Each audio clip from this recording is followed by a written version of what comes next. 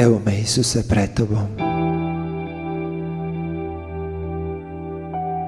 Hvala Ti što mi u srcu odjekuje riječ Tvoja. Ne boj se, ja sam s Tobom. Hvala Ti, Isuse, što mi u srcu odjekuje riječ. Ti si moje ljubljeno dijete.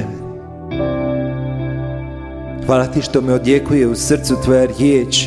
Ti si moj prijatelj. Hvala Ti, Isuse, što mi u srcu odjekuje riječ. Ako te i mati Tvoja zaboravi, ja te zaboraviti neću.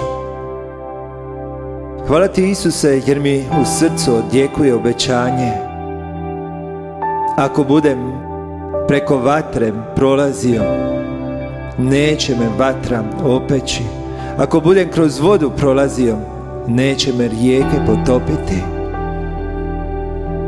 Hvala Ti, Isuse, što mi odjekuje riječ obećanja Tvoga, da ćeš nas ljubiti u sve dane života vječnoga. Hvala Ti, Isuse, što mi u srcu odjekuje riječ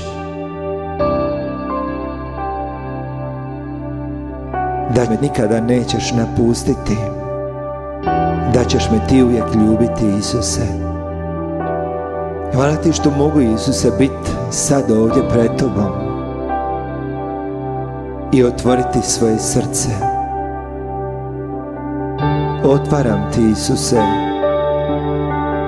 vrata moga života i kažem Ti, Isuse, dođi. Kao nikada do sada, Isuse, dođi.